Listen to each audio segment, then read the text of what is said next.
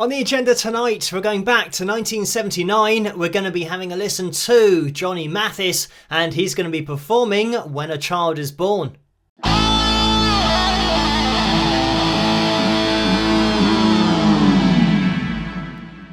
Hello, Phil here from Wings of Pegasus, and welcome to another analysis video. If you enjoy this video, please give it a thumbs up and subscribe. So we're going to be doing the usual with this, which means that we've got the pitch monitoring software up on screen so we can jump into the details of Johnny's voice, and I am going to be jumping into this, so if you want to listen to it the whole way through without me interrupting it, there's a link as always in the description below, but let's get into it.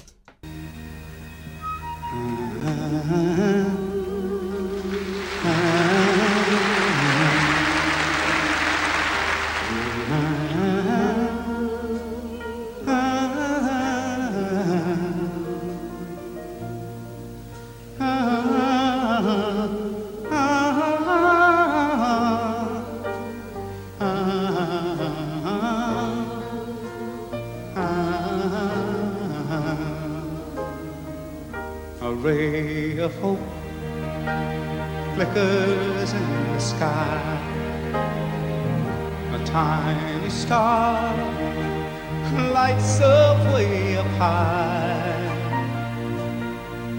All across the land dawns a brand new morn. This comes to pass when a child is born.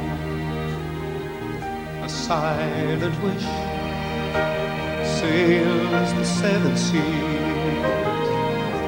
The winds of change whisper in the trees, and the walls of doubt rumble, tossed and torn. This comes to pass when a child is born. A rosy heat settles all around. You've got the feel you're on solid ground.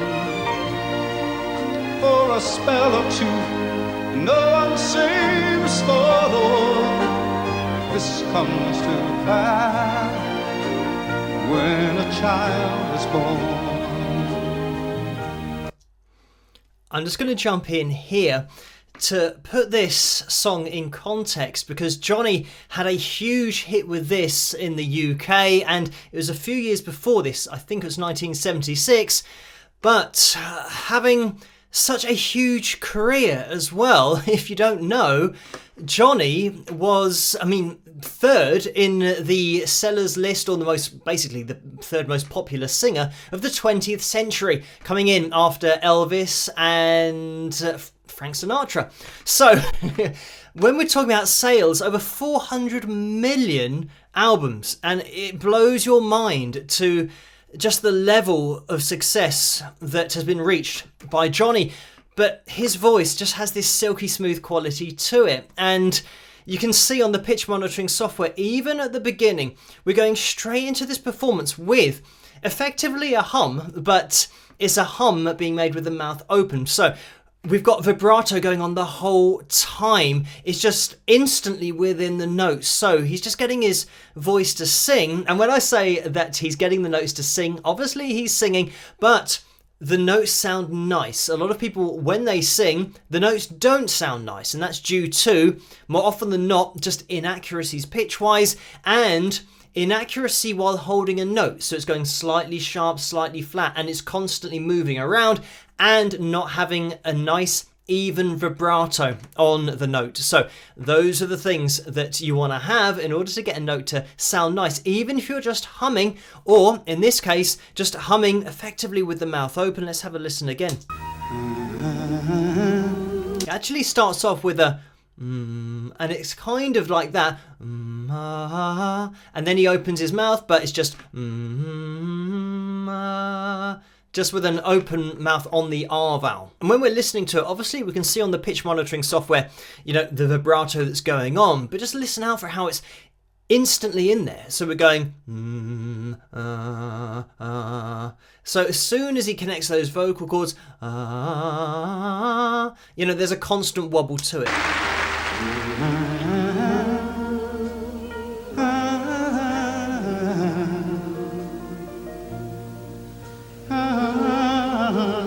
And this kind of leaning into a little bit. Yeah, just appreciating that dynamic, just bringing you really into his voice by just keeping it a little bit quiet, leaning in a little bit more, really understated, really nice start to the performance, because you want to start at this kind of level dynamically, because you want to leave yourself somewhere to go later in the performance, and we definitely do go on a journey throughout this performance, but we'll listen on to a little bit more. And it's got this really nice clean head voice sound, a little bit fuller at the bottom, and then he kind of goes up into that. Really clean sounds here. A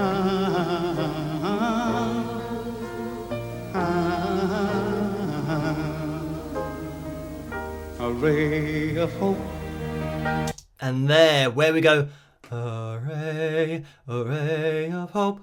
And he's with the vibrato to begin with, a ray of hope. And then just throws in that hope, as we can see here. I think that was the G3, where it's just a hope, and that's the end of it. So no vibrato held at the end. But what I love about this performance as well is that Johnny's voice isn't always, dead on. It's a little bit off in places, but that's the point. This is a real human voice. It's a live performance. It hasn't been edited after the fact and pitch corrected and auto-tuned, all of those kinds of things. This was exactly how it was on the night. So I love watching performances like this, because this kind of thing is rare now, to see how it actually was and hear how it actually was on the night, because everything is post-processed nowadays before being released either on YouTube or on the DVD or the Blu-ray. This kind of thing now just doesn't get through, unfortunately. So let's listen on, and now focusing on the vocal lines on screen, just to see how regular this technique is of adding that vibrato to these vocal phrases. Lights up way up high, all across the land, dawns a brand new morn. This comes to pass where a child is born.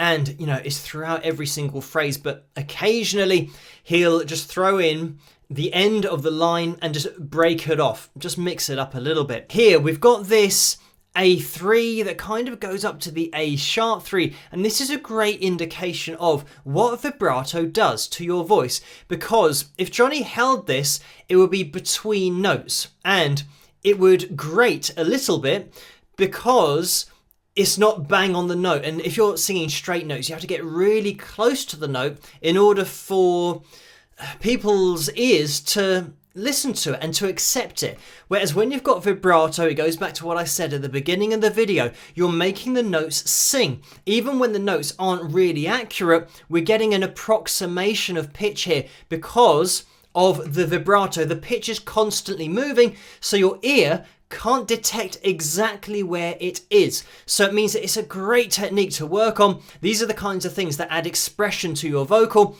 Then you can start doing this and experimenting with using vibrato above the note, below the note, or just straight over the note and go exactly the same amount above as you do below. We've got about a semitone's worth of vibrato, so it is subtle as well, which is going to make it sound more contemporary and a little bit more mainstream, rather than being when a child is born and, pushing it towards more a musical theatre, but a classical kind of sound. So here we've got that tight vibrato, but it's even and it's always being employed, and it doesn't matter if you're slightly off the note because these notes are still singing. Before we jump back into the performance where we left it, just to have a bit of a reference for pitch and ranges that we've got going on here, you can see on our vocal lines here that we're around A3, and an A3 is going to be an octave below the A4 here, so we're right in the middle pretty much of our baritone range.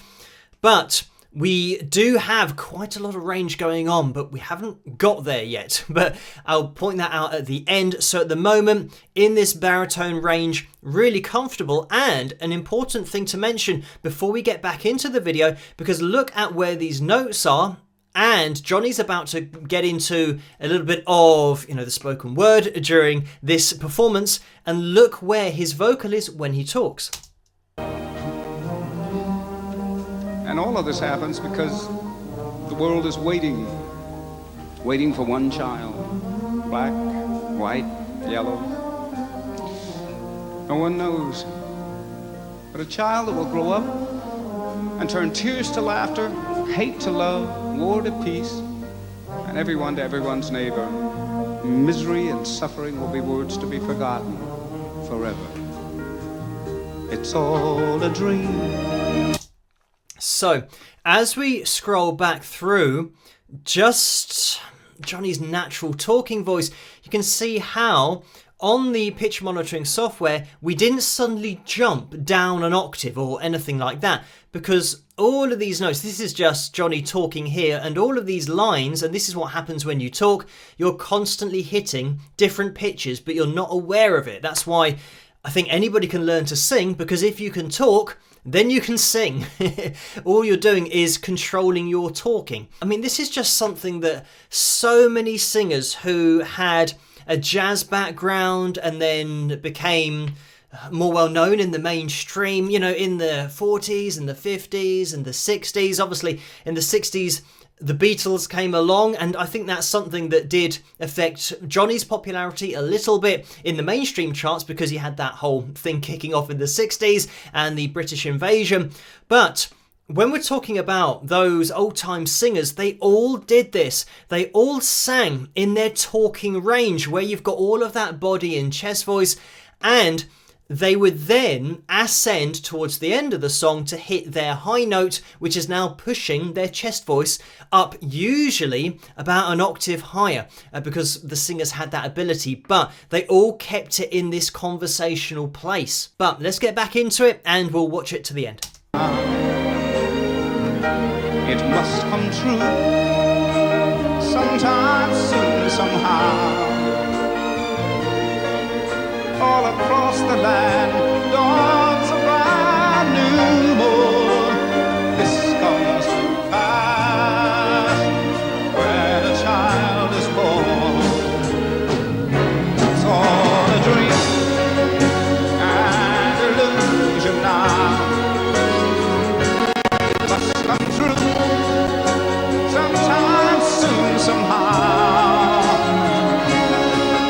All across the land does a brand new morn. This comes to pass when a child is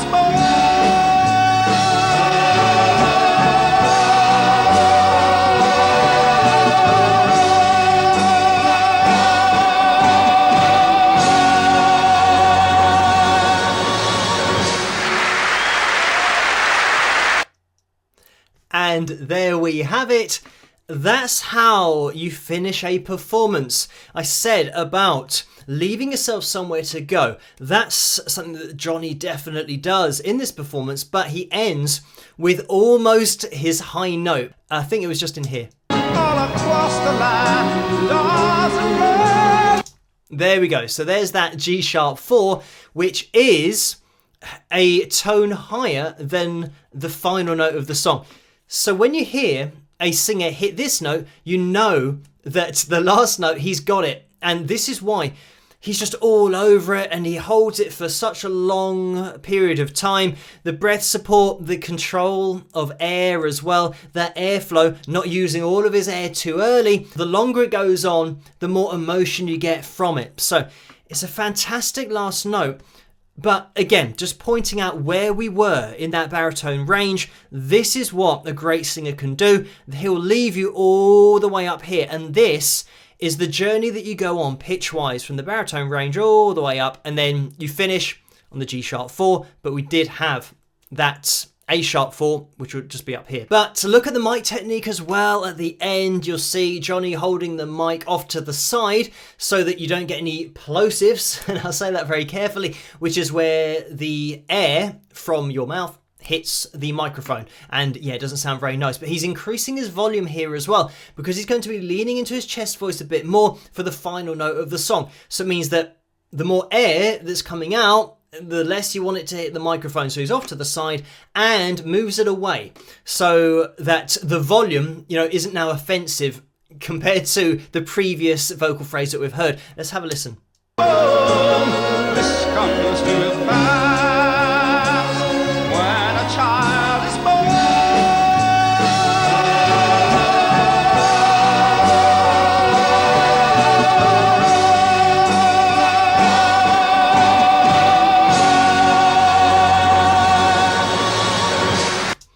And notice the way that he's moving the microphone in order to get that dynamic effect of getting louder, getting softer, getting louder, getting softer. Just having that appreciation to make the note even more interesting to listen to. I mean, it's great as it is, just holding the note, applying vibrato.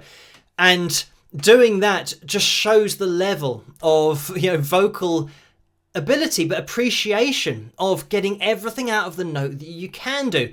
The other thing is, when we're up in this kind of range, F#4, like I said, top end of the male tenor range, his voice doesn't change. What I mean by that is that the sound is quite nasal. It's got a fair amount in there, which has the effect of smoothing out the voice rather than making it too offensive, too bright, too abrasive. We've got this smooth sound even at this G#4.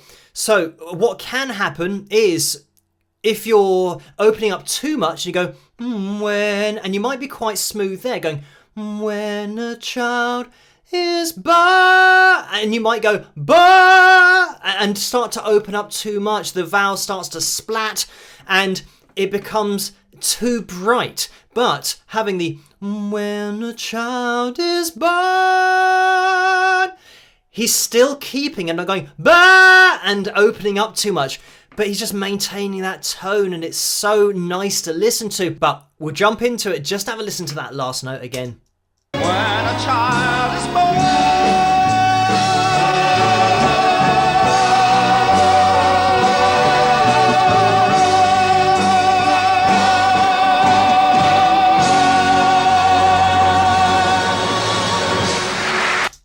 And there we have it. I mean, that is so solid pitch-wise as well. When we're looking at this, I mean, he comes in just sharp of the F#4, and he just maintains it the whole way through. And part of that vibrato is hitting that F#4 bang on. So that's why it just sounds so good, because you've got the exact note in the vibrato. It's, just great control as well. I think this was actually, by the look of it, performed at the Royal Albert Hall. I did say that it was a #1 here in the UK. So a Christmas #1, so very much the sound of Christmas here. But this video does go on for a little bit longer, and there's a standing ovation. Johnny leaves the stage and then comes back on. So yeah, that link is in the description below if you guys want to check it out.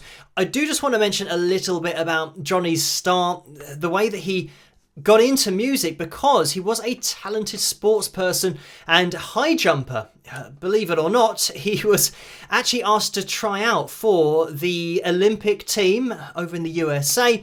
So he was at that kind of level, but this was around the time that he was singing with one of his friends who had a band at a jazz bar, and he was noticed by the co-owner of this establishment, who then said that she would manage him, and she got him a gig singing at another venue. So she found out that George Avakian, who was head of A&R at Columbia Records, was on holiday near San Francisco where they were. So she rang him multiple times, tried to get in contact, finally did, and persuaded him to come down and listen to Johnny perform. And just by hearing him once, he then said to the record label that they need to send him some contracts because he's seen a, I think, 19-year-old singer who has massive potential. So at that point, they signed contracts. So he released his first album in 1956, which would have made him about 20, 21 years of age. And then the following year, he appeared on the Ed Sullivan Show. So really went from strength to strength in the late 50s, massively popular throughout the 60s as well. I mentioned about the British invasion and all that kind of stuff going on, and I think he was still very popular in the adult contemporary charts, but continued to sell. And you know, you have to do that. If you're going to sell over 400 million albums, you've got to consistently sell, and that's definitely something that Johnny has done year after year. But a great performance to check out here, and thank you guys for requesting, suggesting this video for me to take a look at. Keep those suggestions coming in the comment section below. As always, let me know what you guys think, and if you did enjoy this video, please give it a thumbs up and subscribe, and I'll catch you guys at the next one. Rock!